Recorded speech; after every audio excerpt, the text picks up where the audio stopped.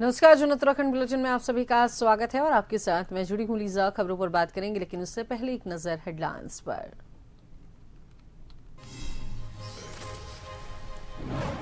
Uttarakhand budget सत्र का आज दूसरा दिन। सदन के पटल पर रखे जाएंगे कई विधेयक। राज्यपाल के अभिभाषण पर धन्यवाद का प्रस्ताव पर होगी चर्चा। कांग्रेस ने कार्यवाही से पहले जताया विरोध।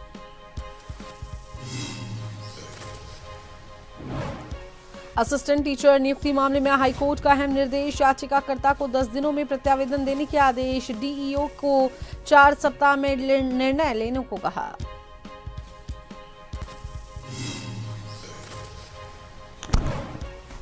हरिद्वार के बैरागी कैंप में न्याय संहिता राज्य स्तरीय प्रदर्शनी का आयोजन। नए आपराधिक कानूनों को लेकर आमजन में जागरूकता बढ़ाने की पहल। स्कूलों और विश्वविद्यालयों के छात्र छात्राओं ने लिया हिस्सा।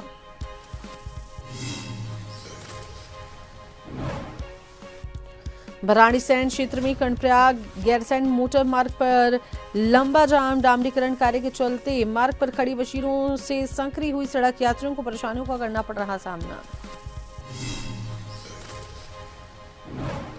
गैरसैंण में बदला मौसम का मिजाज। आसमान में छाए हल्के बादल। पर्वतीय जिलों में हल्की बारिश और आकाशीय बिजली चमकने की भी चेतावनी।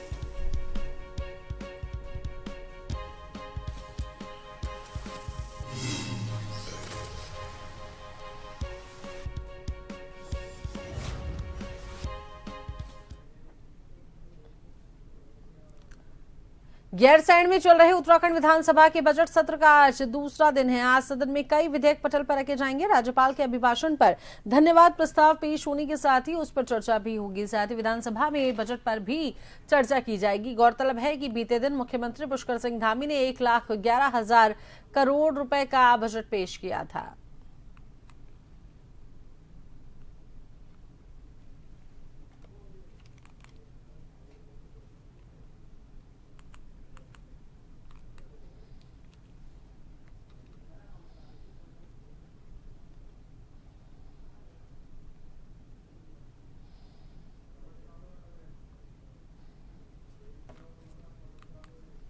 उत्तराखंड विधानसभा का बजट सत्र का आज दूसरा दिन है।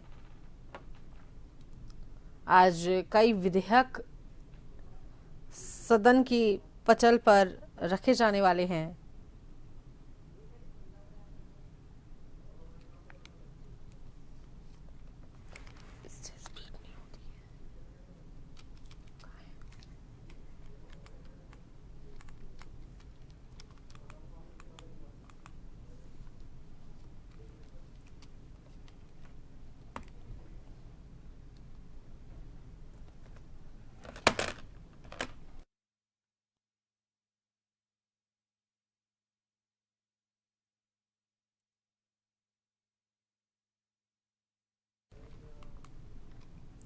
उत्तराखंड उच्च न्यायालय ने असिस्टेंट टीचर के पद पर नियुक्ति से जुड़े मामले में दायर याचिका पर सुनवाई की। कोर्ट ने याचिकाकर्ता को 10 दिन के भीतर डिस्ट्रिक्ट एजुकेशन ऑफिसर एलिमेंट्री पौडी को प्रत्यावेदन देने के निर्देश दिए हैं। याचिका निस्तारित करते हुए अदालत ने डीईओ को भी निर्देश दिए हैं कि वे 4 सप्ताह के भीतर इस प्रत्यावेदन पर निर्णय लें। मामले की सुनवाई न्यायमूर्ति मनोज कुमार तिवारी के एकल पीठ के समक्ष हुई। याचिकाकर्ता पौड़ी गढ़वाल निवासी मुकेश प्रसाद भट्ट ने हाईकोर्ट में दायर याचिका की थी और इसमें कहा गया है था कि उन्होंने सरकारी प्राइमरी स्कूल में असिस्टेंट टीचर के पद के लिए चयन प्रक्रिया में 81.89 क्वालिटी पॉइंट मार्क्स प्राप्त किए थे और इसके बावजूद उन्हें नियुक्ति के लिए रिकमेंड नहीं किया गया।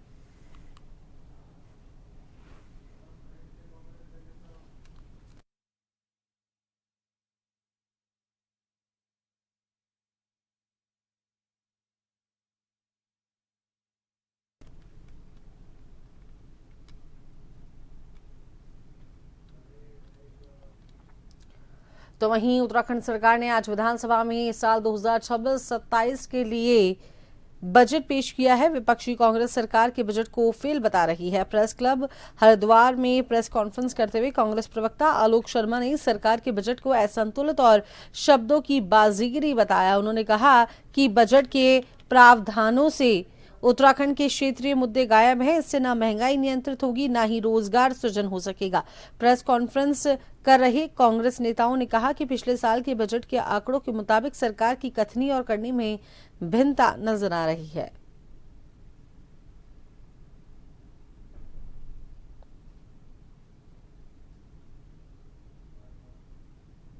देखिए, बजट पूरी तरह से झूठ का पुलिंदा है। अगर पिछले साल के 2-3 साल के सारे आंकड़े देखें तो बजटरी एस्टिमेट्स और रिवाइज्ड एस्टिमेट्स में बहुत फर्क मिलता है। ये बताते कुछ हैं और करते कुछ। आज का बजट पूरी तरह से खोखला है। आज के बजट में जिस तरह से आंकड़ों की बाजीगरी की गई है कि तमाम मदों को छू तो लो, लेकिन उसका रिजल्ट 0 रहेगा। बार बार हम कह रहे हैं दिशाहीन बजट। उत्तराखंड का जो केंद्र सरकार के पास पैसा था उसका कहीं कोई जिक्र नहीं है, कब लेंगे, कैसे लेंगे। उत्तराखंड की जो मुख्य समस्याएं हैं वो सारी की सारी गायब नजर आती हैं। रोजगार सृजन इस बजट से बिल्कुल नहीं होगा। संतुलन की बात करते हैं, ये पूरी तरह से असंतुलित बजट है।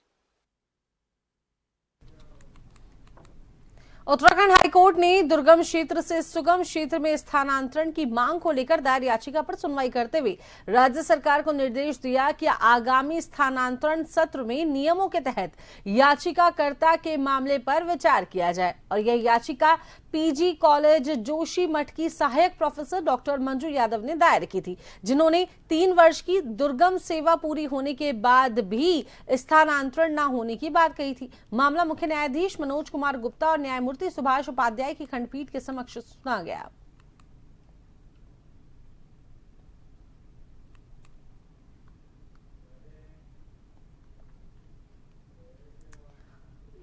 हरिद्वार बस अड्डे पर एक नशे में धुत युवक ने जमकर हंगामा काटा। युवक ने परिसर में घुसकर खिड़कियों के कांच तोड़ दिए, वहां मौजूद लोगों पर हमला कर दिया। इस दौरान फायर ब्रिगेड कर्मचारी राहुल शर्मा गंभीर रूप से घायल हो गए। सूचना मिलने पर पुलिस मौके पर पहुंची। मशक्कत के बाद युवक को हिरासत में लिया गया। घायल कर्मचारी को अस्पताल में भर्ती कराया गया है। पुलिस मामले की जांच कर रही है।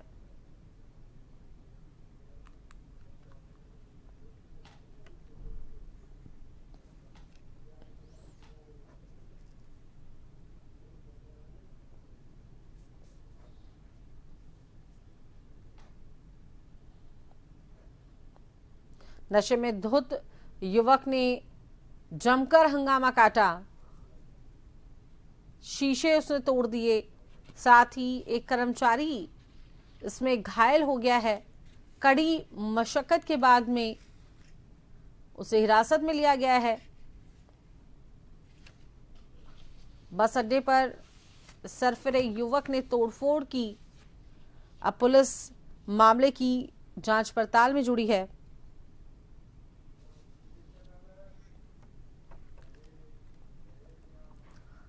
हरिद्वार के बैरागी कैंप में न्याय संहिता राज्य स्तरीय प्रदर्शनी ने जन जागरूकता का नया आयाम गढ़ा है। अमित शाह की परिकल्पना और सीएम पुष्कर सिंह धामी के निर्देशन में उत्तराखंड पुलिस का ये अभियान आमजन को नए आपराधिक कानूनों की बारीकियां समझा रहा है। प्रदर्शनी के तीसरे दिन core university, Kasturba Gandhi Balika Vidyalaya, police modern school और कन्या इंटर कॉलेज सडौली के छात्र छात्राओं ने भारी उत्साह दिखाया। पुलिस विशेषज्ञों ने न्याय संहिता के प्रावधान सरल भाषा में समझाए।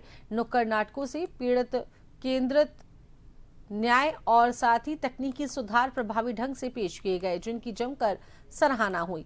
पीएससी, एसडीआरएफ के जवान, मीडिया बंधु और आपदा मित्र भी वहां पहुंचे। आईजी सुनील कुमार मीणा ने व्यवस्थाओं का जायजा लिया, जबकि थानों के विवेचक आईओ ने अपनी कानूनी समझ मजबूत की। ये पहल युवाओं में कानून के प्रति जागरूकता बढ़ा रही है।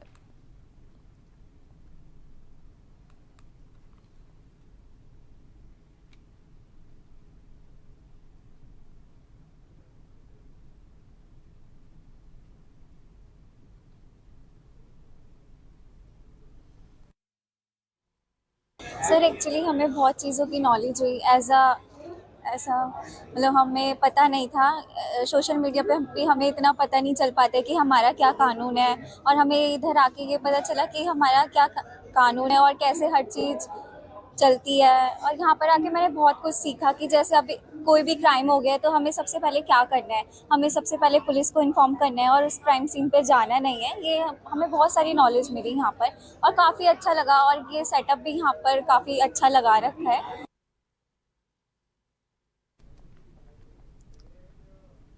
गैरसैंण में मौसम का मिजाज बदल गया है और आसमान में हल्के बादल छाए हुए हैं। मौसम विभाग ने पहले ही उत्तरकाशी, रुद्रप्रयाग, चमोली, बागेश्वर और पिथौरागढ़ जिलों में कहीं कहीं हल्की बारिश, गर्जन और आकाशीय बिजली चमकने का पूर्वानुमान जारी किया था। वहीं 3800 मीटर से अधिक ऊंचाई वाले क्षेत्रों में बर्फबारी की भी संभावना जताई गई है, जबकि राज्य के अन्य जिलों में मौसम शुष्क रहने की संभावना है।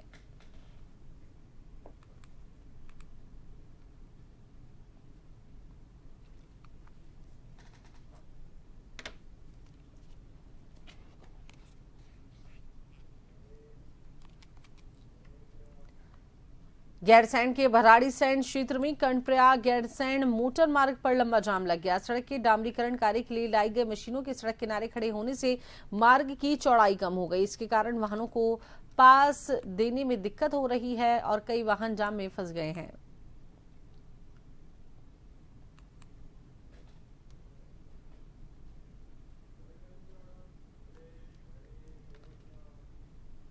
तो चलिए इसी बीच वक्त चला है एक छोटे से ब्रेक का।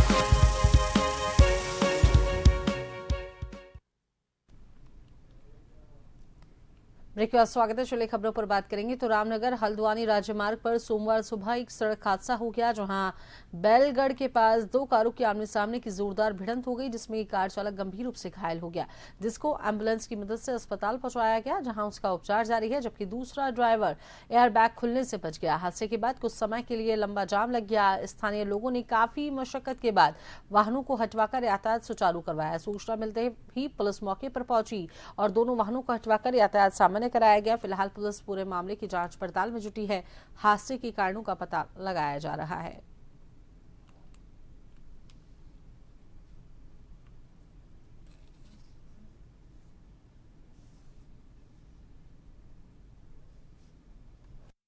साइड से आ रहा था उधर हल्द्वानी की तरफ से, और दूसरे वैगनर वाले ने एकदम से ओवरटेक मारा बस के पीछे से और सीधा मेरे पे आगे बढ़ गई।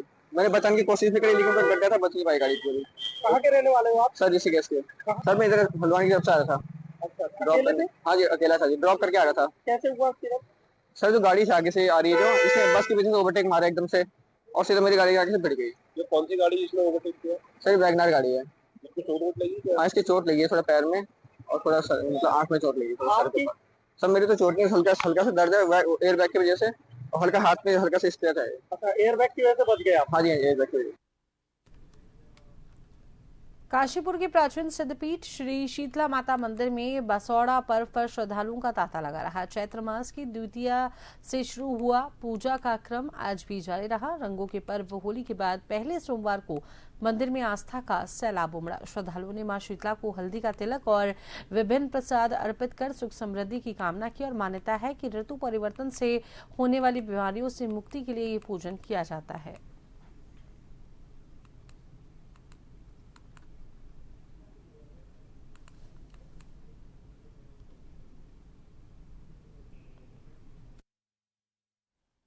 भाई आज होली के बाद जो माता का विशेष पूजन चल रहा है शीतला माता का, इसमें सोमवार, मंगलवार, बुधवार जैसे भी होता माता शीतला सप्तमी, शीतला अष्टमी, बसोड़ा पूजन कहलाया जाता है। इसको पूजा जाता है माता के द्वारा। भीड़ की स्थिति क्या देखी जा रही है? भीड़ में जैसा आप देख पा रहे हैं इस समय आउटडोर कंट्रोल हो रही है। इसे सभी को माता के दर्शन करने हैं, प्रसाद चढ़ाना है। इस तरीके सुबह से ही 5 बजे भक्तों को तांता लगा हुआ है इस तरीके का। ये भैया होली से अगले दिन से शुरू होकर लगभग बैसाखी तक हर बार सोमवार, बुधवार, शुक्रवार पूजा था। विशेष जो होता है शीतला सप्तमी और शीतला अष्टमी, इस दिन विशेष पूजन का प्रावधान है।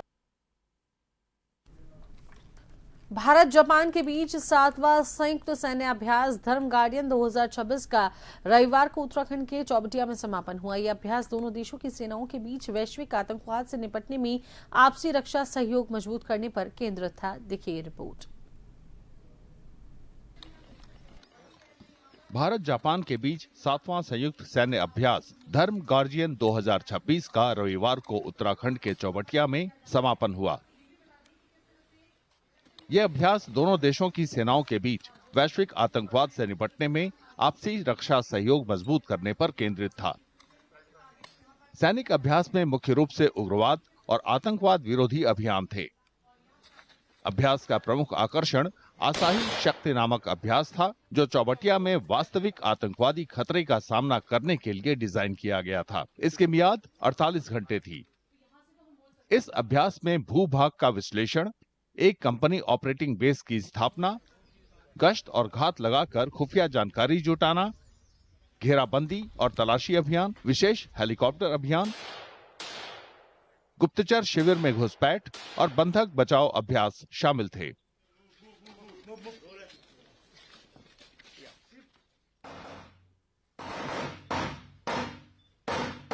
Through this joint training exercise, we have demonstrated our unwavering commitment to combat terrorism, a global menace that threatens the peace and security globally. Together, as two nations united by a common purpose, we have demonstrated our determination to stand up against those who seek to destabilize and harm our societies. दोनों ओर के सैनिकों ने गहन संयुक्त प्रशिक्षण में भाग लिया। इनमें शहरी युद्ध अभ्यास, पर्वतीय और जटिल भूभागों में युद्ध अभ्यास और सर्वोत्तम कार्य प्रणालियों का आदान प्रदान शामिल थे। प्रशिक्षण के साथ साथ उन्होंने अपनी शारीरिक क्षमता, फायरिंग कुशलता और युद्ध कौशल को भी निखारा। इन अभ्यासों के अलावा सैनिकों ने होली भी साथ मिलकर मनाई।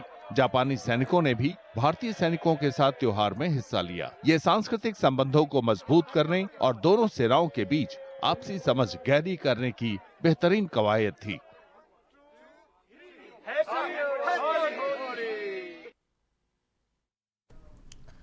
उत्तराखंड विधानसभा के बजट सत्र का आज दूसरा दिन है, तो वहीं आपको बता दें विपक्ष का विरोध भी देखने को मिला। प्रश्नकाल से पहले विपक्ष के कई विधायक ने अपने हाथों में अपनी मांगों की तख्तियों को लेकर विरोध प्रदर्शन वो करते हुए नजर आए। इसको लेकर हमारे संवाददाता यशदीप आर्य ने हल्द्वानी विधायक सुमित हृदयेश से की खास बातचीत।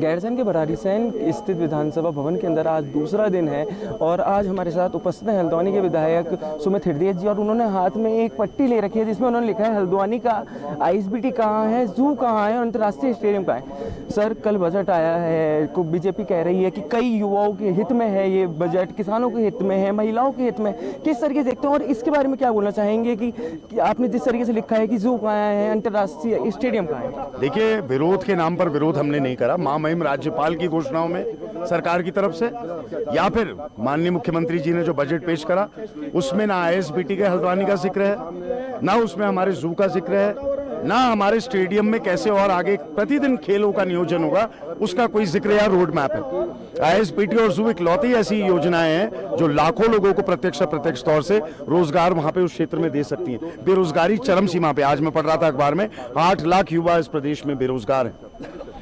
और उसके बाद अगर हम बात करें अंतर्राष्ट्रीय स्टेडियम की, वहां पे आपने एक राष्ट्रीय खेल कराए, वो हमने बनाया 200 करोड़ रुपए का स्टेडियम। मेरी स्वर्गवासी माता जी और उस समय पूर्व मुख्यमंत्री हरीश रावत जी, इनकी सरकार थी, उस समय 200 करोड़ रुपए का स्टेडियम बना वहां पे और राष्ट्रीय खेल कराए। उसके बाद क्या है, भैंसे घास चढ़ने आ रही है वहां पे, आपने खाली छोड़ दिया उसको। वहां पे हमारी प्रस्तावना जो थी, हमारा प्रस्ताव जो था वो ये था कि राष्ट्रीय स्तर के, प्रांतीय स्तर के, जिले स्तर के हर दिन के खेल के आयोजन हो, आईपीएल का आयोजन हो। अरे ये दोनों स्टेडियम, आपको बड़ा शौक है अडानी अंबानी को, आप स्मार्ट मीटर दे रहे हो, ये दोनों स्टेडियम देख रेख के लिए BBB मोड पे दीजिए हमारा स्टेडियम, वरना सब बर्बाद हो जाएगा। इंफ्रास्ट्रक्चर 200 करोड़ रुपए का लाना मजाक नहीं है। ये डॉक्टर हृदयेश जी जो मेरी स्वर्गवासी माता जी थी, उनकी सोच थी, ये कांग्रेस पार्टी की सोच थी। अब जो ये सोच है इसको आगे बढ़ाइए। ये प्रदेश की संपत्ति है, प्रदेश की जनता की संपत्ति है। और जो जू है, सोचिए कितना पर्यटन को बढ़ावा होगा। पूरा कॉरिडोर डेवलप करना चाहिए पीछे से, वहां नंदौर से लेके नानकमत्ता तक पूरा कॉरिडोर आप डेवलप कर सकते हैं। सेकंड कॉविड पार्क आप बना सकते हैं। कहां है इन लोगों की सोच? इनकी सोच तो केवल आपस में लड़ाने की है और बड़े बड़े शब्दावली इस्तेमाल करने की, और उसके अलावा कुछ नहीं। सर, इनका कहना है कि राज्यपाल के अभिभाषण के दौरान भी विपक्ष ने हंगामा किया है और उनको बहुत निंदनीय है, वो इसको बता रहे हैं। और किस तरीके से जो बजट में चीजें, उनका कहना यह है कि महिला हर सेक्टर में अच्छा, ये बहुत बजट है, बस कांग्रेस का तो काम है कि आवाज उठाए। नहीं, देखिए, ये अपने दिन भूल गए जब विपक्ष में थे। माननीय अजय भट्ट जी जो मेरे तो बहुत ही, खैर मैं बड़ा सम्मान करता हूँ, टेबल पे चढ़ते थे, खुद नेता प्रतिपक्ष की टेबल पे खुद चढ़े हम, अपने दिन भूल गए। उस समय ऐसी रिकॉर्डिंग और सोशल मीडिया नहीं था, वरना दिखा देते। गलती करी, शायद रखनी चाहिए थी सीसीटीवी फुटेज। ये अपने दिन भूल गए, इन्होंने कितना उपद्रव मचाया है सदन में। ये हमारा हक है, ये अधिकार है और एक सदन की परंपरा है कि हमें राज्यपाल जी ने जो भाषण, जो सरकार ने लिखित भाषण उन्हें दिया है कि आप बोलिए, हमें स्वीकार नहीं है, स्वीकार करते हैं मुझसे। सर एक आखिरी सवाल, हल्द्वानी के बारे में आज की जैसे प्रश्नकाल भी शुरू हो गया है, तो हल्द्वानी के मुद्दों को लेके, जमीनी मुद्दों को लेके क्या कहना चाहेंगे? क्योंकि जिस तरीके से पूर्व में घटना भी आई कि आपके जो पर्सनल गनर्स थे उनको भी निकाला और कई ऐसी घटनाएं। नहीं देखिए, कानून व्यवस्था, देखिए जिला पंचायत चुनाव का आप विवरण दे रहे हैं, उसमें जो अपहृत हुए लोग हमारी आंखों के सामने, उससे बड़ी तो हमने आज तक विडंबना और मायूसी पूरे सिस्टम की देखी नहीं। लचर सिस्टम, और आज कानून व्यवस्था पे 310 में चर्चा स्वीकार होगी, मेरे हिसाब से 58 में परिवर्तित हो गए, और नियम 58 में भी कई सूचनाएं हमारे सम्मानित विधायक गणों ने दी है। तो इसलिए आज हम सरकार को घेरेंगे और लबोलब वो जो जवाब देते हैं, अवश्य वहां पे कटाक्ष करने का जब समय आएगा, हम अपने पूरे फैक्ट्स एंड फिगर्स के साथ सामने होंगे। तो ये थे हमारे साथ तो हल्द्वानी के विधायक सुमित हृदय जी, जिन्होंने कहा कि आज सरकार को जो है गिरने का काम किया जाएगा और जो भी सत्ता पक्ष जो है वो इल्जाम लगा रही है वो गलत है। अब देखने वाली बात होगी कि प्रश्नकाल में आगे क्या होता है। मैं अपने कैमरा सहयोगी अमित कुमार के साथ यशदीप आर्य, जन टीवी, भराड़ीसैंण। तो अभी के इस बुलेटिन में इतना ही। बने रहिए जन टीवी के साथ। नमस्कार।